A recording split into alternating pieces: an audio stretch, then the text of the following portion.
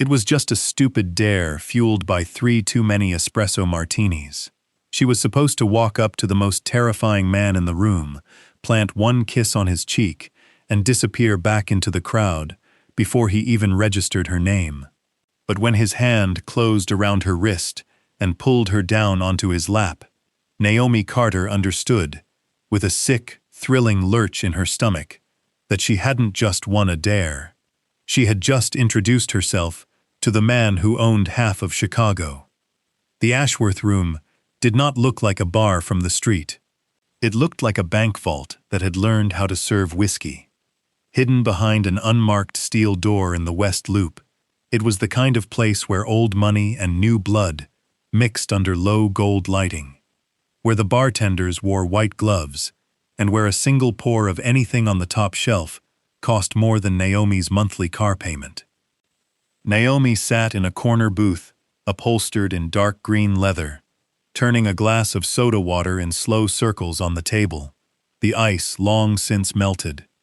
She was a size 16, in a room that seemed to specialize exclusively in size 2, and she felt every inch of that difference pressing down on her shoulders like a physical weight.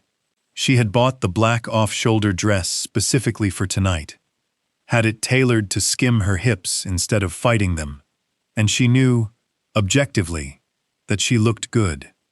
It didn't matter. In a room like this, knowing you looked good and feeling like you belonged were 2 entirely separate wars, and Naomi had been losing the second one her whole life.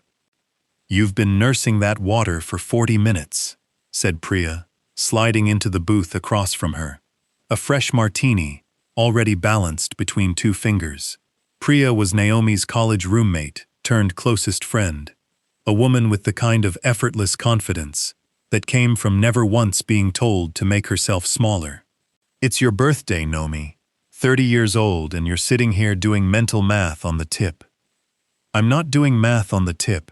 Naomi absolutely was doing math on the tip. "You work in forensic accounting for 11 hours a day. You need one night where the only numbers that matter are the ones on his abs." Priya's eyes had already drifted past her, toward the raised private section in the back of the lounge, cordoned off by a velvet rope, and 2 men who looked less like bouncers and more like a wall someone had put a suit on. Naomi turned to follow her gaze, and her stomach dropped. He sat alone at the center of the private booth, one arm draped along the back of the leather seat, a glass of something dark, untouched in front of him. He wasn't loud, he wasn't performing. He simply existed in that space, the way a held breath exists in a quiet room. Total, absolute, impossible to ignore. He wore a black suit that had clearly never touched a department store rack, his dark hair cut close at the sides, a jaw so sharp it looked carved rather than grown. His eyes swept the room with a slow, unhurried patience, the eyes of a man who had never once in his life needed to rush toward anything, because everything eventually came to him instead. "Absolutely not," Naomi said, before Priya had even finished pointing. "I dare you," Priya said, grinning, the alcohol making her reckless on Naomi's behalf. "One kiss, on the cheek, then walk away like the queen you are. Priya, look at him. Look at the men standing next to him. That is not a man you dare someone to kiss. That's a man you dare someone to run from. Come on. When was the last time you did something that wasn't scheduled 48 hours in advance, in a shared calendar?" Priya leaned in, her voice dropping into the register she used exclusively for guilt-tripping. "You spend every day making yourself invisible, so nobody has to deal with the fact that you take up space. For one night, be the woman who doesn't apologize for walking into a room." The words landed harder than Priya probably intended. Naomi had spent her entire adult life folding herself smaller, angling her body sideways through crowded rooms, apologizing for her elbows, laughing along when men complimented her face, and then looked faintly surprised when they realized the rest of her existed too. She was tired. She was 30 years old, and she was so tired of being sorry for the space she occupied. She stood before she'd fully decided to. Hold my purse. The walk across the lounge felt endless, her heels sinking slightly into the plush carpet. Every step a small negotiation, with the part of her brain screaming at her to turn around. As she approached the velvet rope, the two men in suits shifted their weight, one of them opening his mouth to object. The man in the booth raised 2 fingers off the back of the seat, barely a gesture at all, and the guard fell silent instantly. Naomi stopped in front of the table. Up close, he was worse. Better. She didn't have the vocabulary for what he was up close. His cologne was something dark and expensive, cedar and leather, and something underneath that smelled faintly like danger itself. And his eyes, when they finally settled on her, dragged slowly over her face, with an intensity that made her skin feel too warm for the dress. "I lost a bet," she blurted, which was not remotely what she had planned to say. She leaned down to press a quick, harmless kiss to his cheek, the version of this stunt that let her walk away with her dignity intact. He turned his head at the last second. His hand came up and closed around the curve of her waist, not rough, but absolute, an anchor she had no ability to fight against, and he pulled her down onto his lap in one smooth, unhurried motion. Her mouth met his, instead of his cheek, and the sound she made was swallowed instantly by the press of his lips. He did not kiss like a man accepting a dare. He kissed like a man claiming something he had already decided belonged to him. Slow, deliberate, devastating, one hand sliding up into her hair, while the other stayed locked around her waist, like she might try to disappear if he loosened his grip even slightly. For one long, humiliating moment, Naomi kissed him back, her hands finding the solid wall of his shoulders, feeling the coiled strength beneath the wool of his jacket. When he finally pulled back, the entire booth had gone silent around them. "You taste like espresso," he murmured, thumb brushing over her bottom lip, his voice a low, unhurried rasp that she felt in her chest, more than heard with her ears. "What's your name?" Panic finally cut through the haze. I have to go." She scrambled off his lap, nearly losing a heel, and didn't look back once as she fled the Ashworth room, Priya's shocked laughter chasing her out into the cold. She hailed a cab with a shaking hand, sank into the back seat, and pressed her palm flat against her own sternum, as if she could physically hold her heart in place. She had survived the dare. But the look in that man's eyes, right before she ran, told her this was very far from over. The next morning arrived far too bright and far too early. Naomi sat at her kitchen counter, nursing a lukewarm coffee and a headache that had nothing to do with alcohol and everything to do with the memory of a stranger's hand on her waist. She forced herself to focus.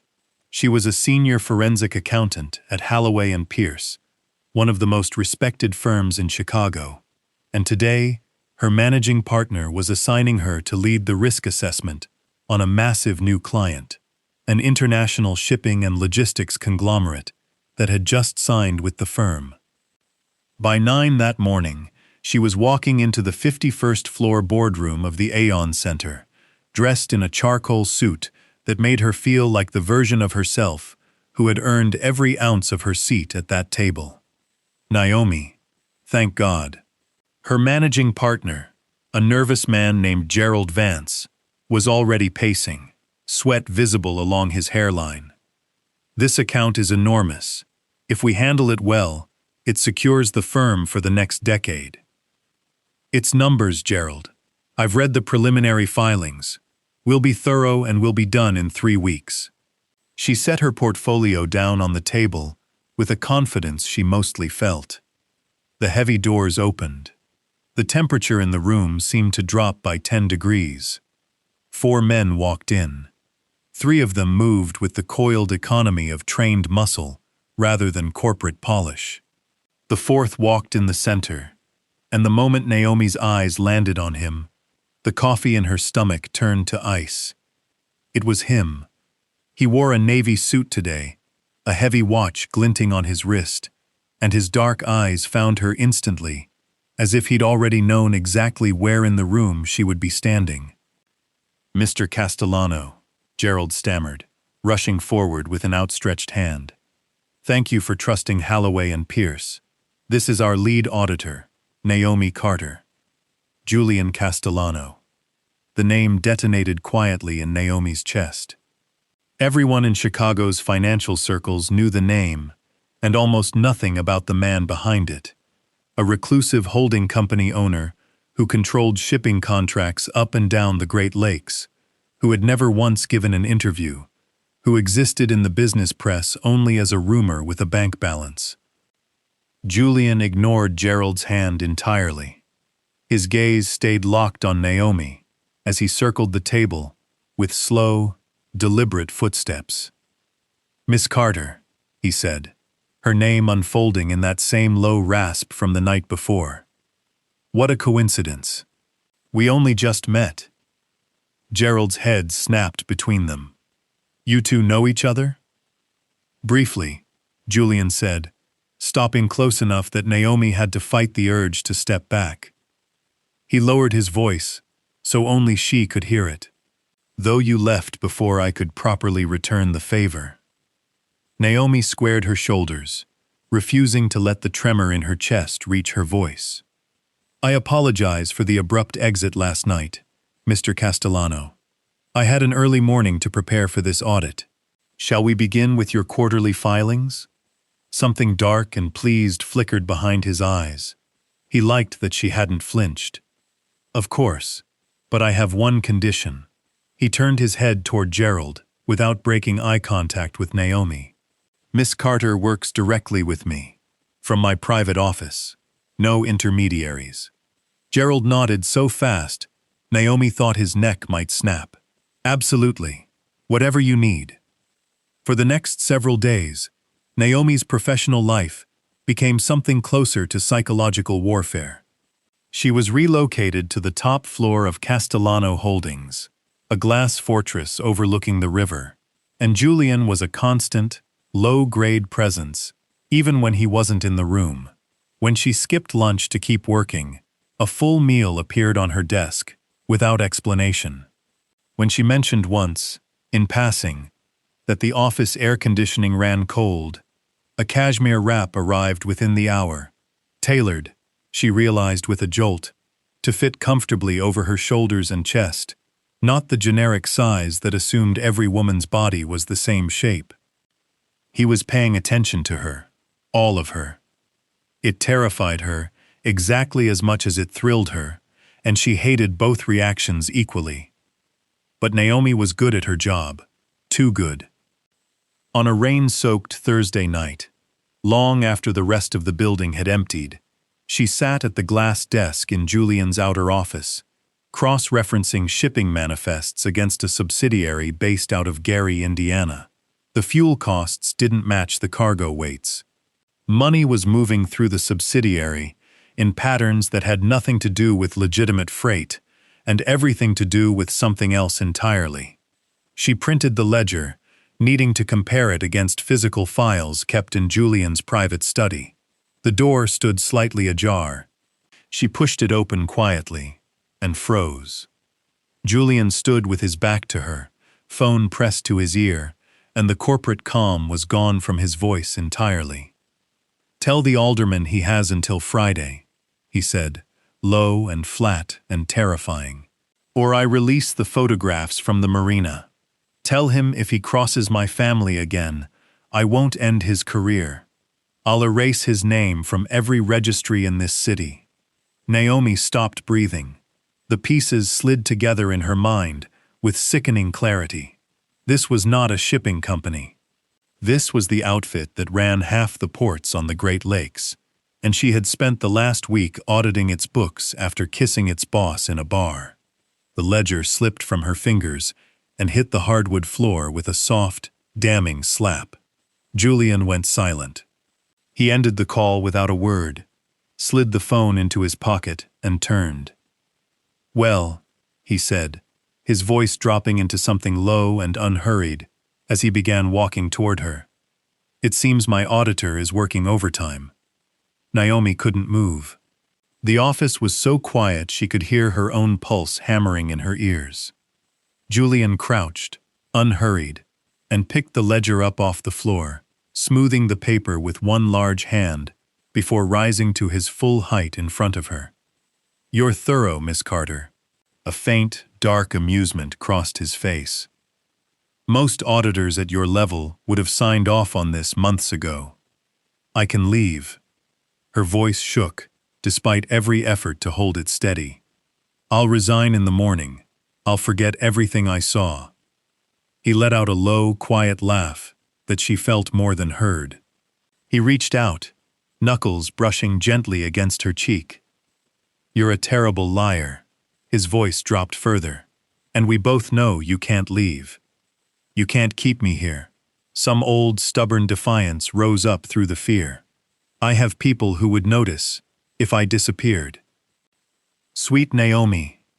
His gaze went dark with something almost like pity. "Who do you think put you on this account in the first place?" Her stomach turned to lead. "What?" "Gerald Vance owes my associates over $3 million. From a gambling habit he's been hiding from his partners for years. When I told him I needed an auditor who would keep her head down and sign whatever I put in front of her, he offered you up specifically. He assumed you'd be too eager to make partner to ask questions." Julian's voice hardened. "He threw you to me, Naomi, to save his own skin." Betrayal burned hot and sudden in her throat.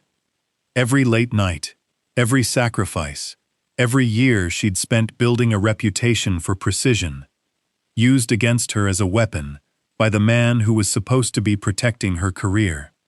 "Why are you telling me this?" she whispered. "Because I don't want to eliminate you." His hand slid from her cheek, down to rest against her waist, warm and heavy and possessive. "You walked up to me in that bar, with no idea who I was, and you didn't flinch once. Men spend their whole lives trembling in front of me. You sat on my lap and stole my breath instead." He leaned in until his mouth brushed the shell of her ear. "You think your size is something to apologize for," he murmured. "It isn't. You are the only real thing that has walked into my life in years. And right now, I need your mind more than I need anything else in this city." She shivered. Fear and something far more dangerous tangled together in her chest. "Need me for what?"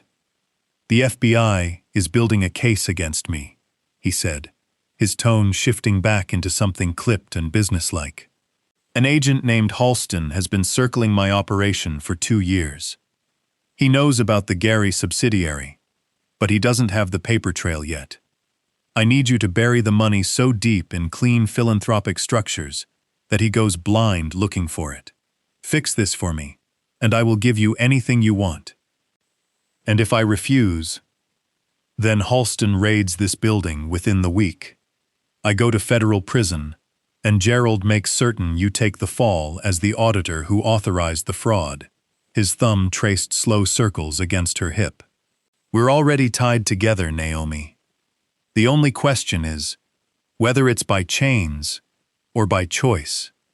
She looked into his dark, unreadable eyes and understood, with a clarity that frightened her more than anything else that night, that the corporate world had never once protected her.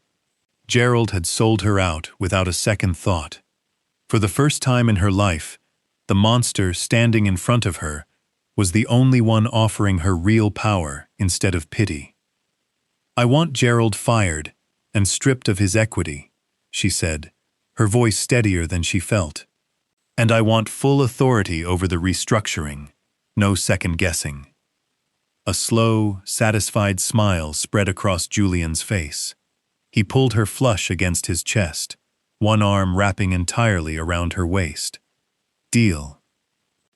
3 weeks later, the ballroom of the Chicago History Museum glittered under 1,000 points of candlelight.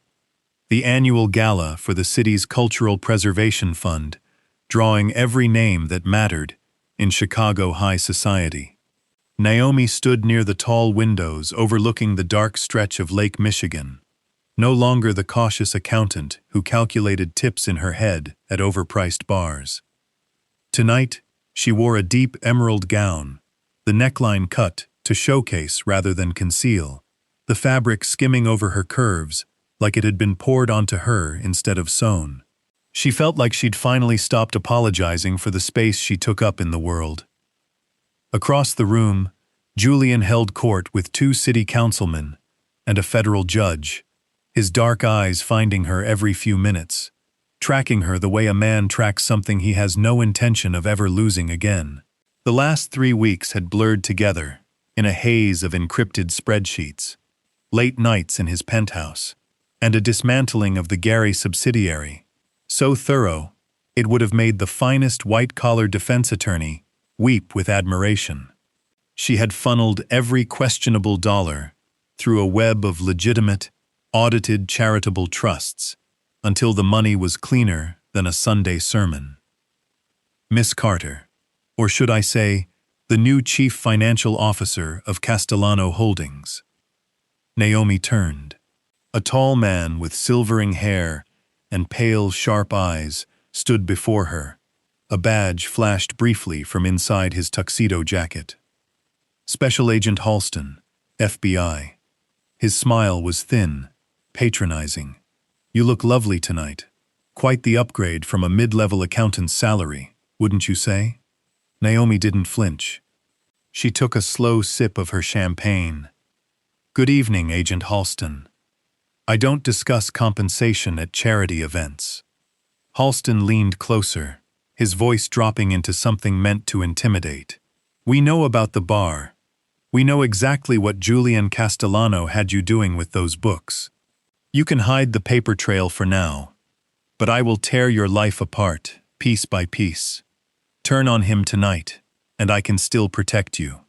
Naomi laughed, a low, genuinely amused sound that visibly startled him. Protect me from what, Agent Halston? You have nothing.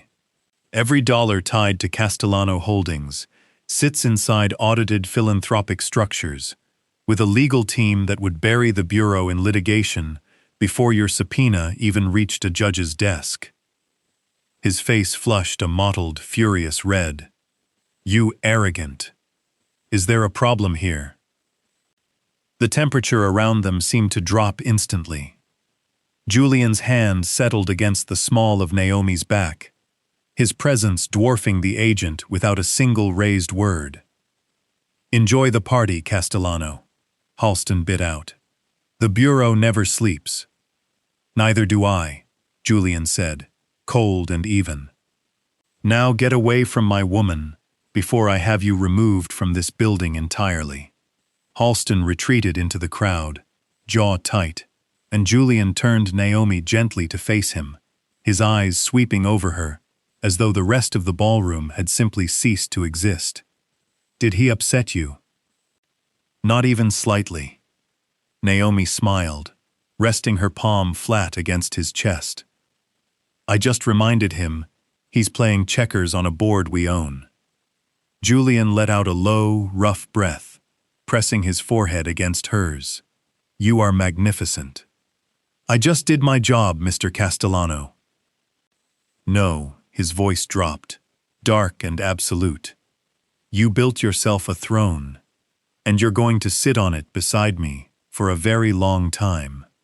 He kissed her then, slow and consuming, right there beneath the vaulted ceiling and the watchful eyes of Chicago's elite, and this time, Naomi did not run.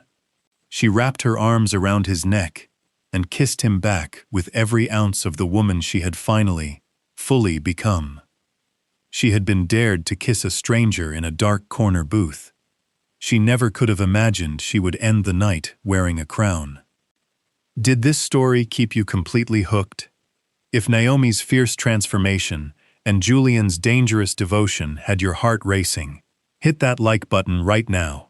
Subscribe to the channel and turn on notifications so you never miss our next high-stakes mafia romance.